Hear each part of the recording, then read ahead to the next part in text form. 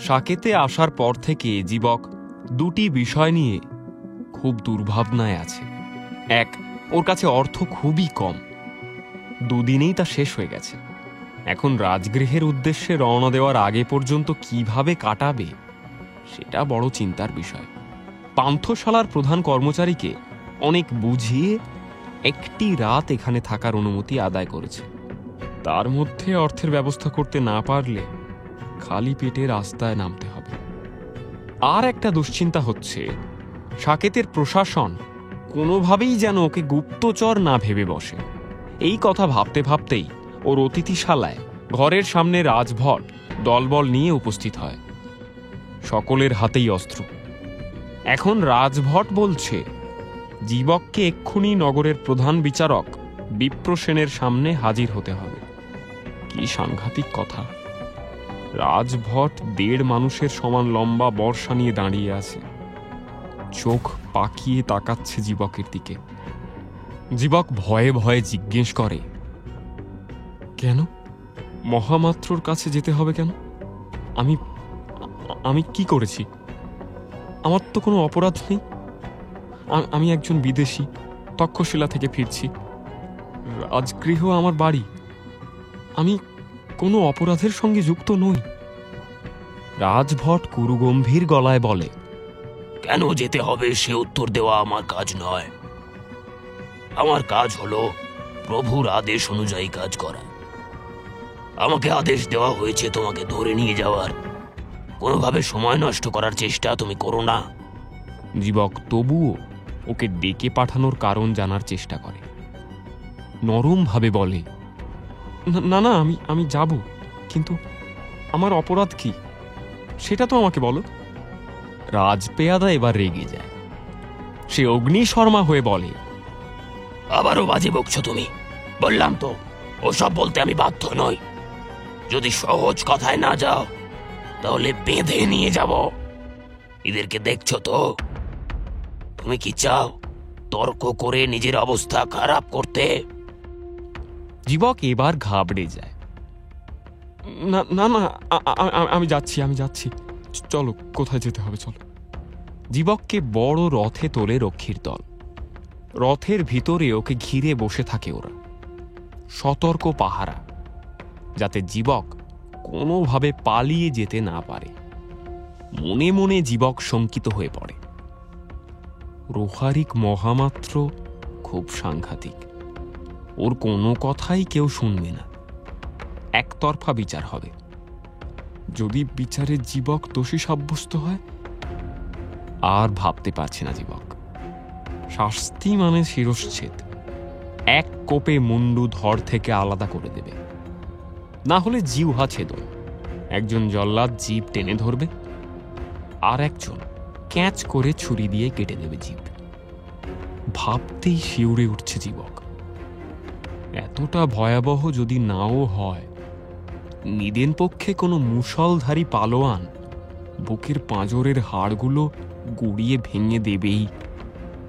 ভিতরে ভিতরে ভয়ে, ত্রাসে, আতঙ্কে আধমরা হয়ে জীবক গুটিয়ে রথের মধ্যে বসে থাকে। এক সময় রথ থামে। রথের দরজা খুলে রাজভট আদেশ করে, বেরিয়ে এসো। ভয়ে ভয়ে রথ থেকে নামে জীবক। কিন্তু এই কোথায় নিয়ে এসেছে এরা? এ তো কোনো আদালত মনে হচ্ছে না। সরজু নদী এঁকে বেঁকে গিয়েছে সাকেত নগরের পাশ দিয়ে। এখানেও পাশেই নদী, মৃদু হাওয়া বইছে। জায়গাটা অতি সুন্দর, গাছগাছালি প্রচুর, বিচিত্র রঙের সব ফুলের বাগান। মাঝখান দিয়ে রাস্তা গিয়ে উঠেছে এক অপূর্ব প্রাসাদে। জীবক নিজের কৌতূহল দমিয়ে রাখতে পারে না। ও রাজভটকে জিজ্ঞেস করে, এ কোথায় নিয়ে এলে? এখানে কোনো বিচার সভা আছে বলে তো মনে হচ্ছে না। রাজভট ওর স্বভাব সিদ্ধ কড়া স্বরে বলে, এটা আদালত নয়, এ হলো মহামাত্র বিপ্রসেনের ভবন। অপেক্ষা করো, এক্ষুনি প্রভুর খাস লোক এসে তোমাকে নিয়ে যাবে। জীবকের কাছে সবকিছুই গুলিয়ে যাচ্ছে। বিচারপতি ওকে তলব করেছে, অথচ আদালতে না এনে রক্ষীরা ওকে নিয়ে এসেছে বিচারকের ভবনে। কি যে হচ্ছে কিছুই আন্দাজ করতে পারছে না জীবক। এইসব ভাবনার মধ্যেই ভবন থেকে একজন সুন্দর দর্শন যুবকে এগিয়ে আসতে দেখা যায়। চেনা চেনা লাগছে ছেলেটাকে, ওকে কোথায় যেন দেখেছে জীবক। যুবক খুব কাছাকাছি আসতেই জীবক ওকে দেখে চিনতে পারে এবং অবাক হয়। এ তো সুবর্ণ, তক্ষশিলায় আত্রেয়র আশ্রমের সহপাঠী। মাত্র কয়েক মাস আগেই স্নাতক হয়ে ফিরেছে। সুবর্ণ এখানে কি করছে? কাছে এসেই সুবর্ণ জীবককে জড়িয়ে ধরে। ওর চোখে মুখে খুশি। আলিঙ্গন শেষে জীবককে সে জিজ্ঞেস করে, কেমন আছো জীবক? তোমাকে এখানে পেয়ে আমি খুব খুশি হয়েছি। জীবকের বিস্ময় কাটে না। ও বলে, আমি ভালো আছি। দেশে ফিরছি তক্ষশিলা থেকে। মাঝে এখানে বিশ্রামের জন্য দাঁড়িয়েছি, কিন্তু তুমি এখানে? সুবর্ণ বলে, আমি তো সাকেতেরই ছেলে। জীবকের মনে পড়ে। সে বলে, ও হ্যাঁ হ্যাঁ হ্যাঁ, তুমি তো সাকেত থেকেই গিয়েছিলে, বলেছিলে আমাকে একদিন। সুবর্ণ বলে, স্নাতক হয়ে ফিরে নিজের পেশাকে কিভাবে এগিয়ে নিয়ে যাব ঠিক করতে পারছিলাম না। একবার ভেবেছিলাম ব্যক্তিগতভাবে চিকিৎসা করব, তার মধ্যে সুযোগ চলে এলো মহামন্ত্রী বিপ্র সেনের পারিবারিক চিকিৎসক হওয়া। সেই থেকে আমি এখানেই আছি। সুবর্ণর কথা শুনে জীবক খুশি হয়। সে বলে, বাহ বাহ বাহ, খুব ভালো। কিন্তু আমাকে এখানে ডেকে আনা হলো কেন বলতো? আমি তো কিছুই বুঝতে পারছি না। সুবর্ণ হেসে বলে, তুমি যে সাকেতে এসেছো সে খবর আমরা পেয়েছি আগেই। জীবক আবার জিজ্ঞেস করে, তুমি মানে কিভাবে জানলে? সুবর্ণ বলে, গতকালই নগর পরিদর্শকের কাছে খবর এসেছে যে বিদেশি একটি ছেলে ঘোরাফেরা করছে নগরে। তক্ষশিলা থেকে এসেছে। আজ অতিথিশালার কর্মচারী খবর দিল বিদেশি যুবক নাকি একজন ভিষক। চেহারার বর্ণনা শুনে আমি নিশ্চিত হয়েছিলাম যে এ আমাদের জীবক ছাড়া আর কেউই হতে পারে না। জীবক বলে, বেশ তো, বুঝেছই যখন আমি, তাহলে তোমার বাড়িতেই ডেকে আনতে পারতে। তা না করে এখানে ডেকে আনার কারণ কি? সুবর্ণ প্রাসাদের দিকে এগিয়ে যেতে যেতে বলে, আমি তো তোমাকে এখানে ডাকিনি, তোমাকে মহামন্ত্রী ডেকেছেন। আমি শুধু তোমার আসল পরিচয়টুকু তাকে জানিয়েছি। জীবকের অবাক হওয়ার পালা শেষ হয় না।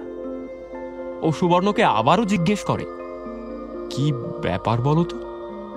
সুবর্ণ মৃদু হেসে বলে, ভিতরে চলো, গেলেই জানতে পারবে। প্রাসাদের ভিতরে ঢুকে ডান দিকের কক্ষে জীবককে নিয়ে ঢোকে সুবর্ণ। ঘরটি সুন্দর করে সাজানো। একজন রাজপুরুষ আরাম কেদারায় বসে আছে।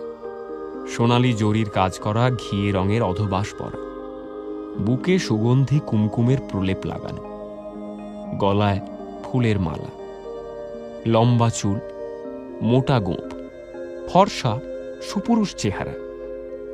জীবকের কানে কানে সুবর্ণ বলে, ইনি মহামন্ত্রী বিপ্র সেন, সাকেতের মুখ্য বিচারক।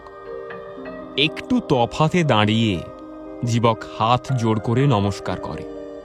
বিপ্র সেন প্রথমে কোনো কথা বলে না। হাতের ইশারায় জীবক ও সুবর্ণকে বসতে বলে। দুটি পাথরের আসনে ওরা দুজনে বসে। এরপর বিপ্র সেন শিরদাঁড়া সোজা করে উঠে কথা বলে, তুমি তাহলে জীবক কুমার ভৎস, তক্ষশিলার স্নাতক, ঋষি আত্রেয়র ছাত্র, তাই তো? জীবক মাথা নাড়িয়ে হ্যাঁ বলে। বিপ্র সেন এত ক্ষমতাবান একজন রাজপুরুষ, অথচ ওর কথাবার্তায় ক্লান্তির ছাপ, কোনো তেজ নেই। একটু থেমে মহামাত্র বলে, সুবর্ণর কাছে তোমার কথা অনেক শুনেছি, এখন তুমি আমার শেষ ভরসা বাপু। জীবক অবাক হয়ে ভাবে, আজই তাদের প্রথম দেখা হলো, এখনো ভালো করে আলাপ হয়নি, অথচ মহামন্ত্রী বলছে ওই এখন তার ভরসা। ব্যাপারখানা কি? বিপ্র সেন বলেই চলে, তোমরা তো বয়সে অনেক ছোট। আমার সন্তানের বয়সী হবে তোমরা সব। যুবক, তাজা প্রাণ, নিজের দীর্ঘ অভিজ্ঞতা থেকে একটা কথা বলি তোমাদের। অর্থ, সম্পদ, ক্ষমতা থাকলেই একজন মানুষ সুখী হতে পারে না বাপু। জীবনের সুখের রহস্য সব সময় অন্যত্র লুকিয়ে থাকে। এই যেমন এখন আমার জীবনের সুখের চাবিকাঠি, যুবক, একমাত্র তোমারই হাতে। যুবক এবার অস্থির হয়ে ওঠে। ওর সঙ্গে অতি দীর্ঘ প্রহসন হচ্ছে, আর ধৈর্য ধরে রাখা যাচ্ছে না। এবার মনে হয় ধৈর্যের বাঁধ ভেঙে যাবে।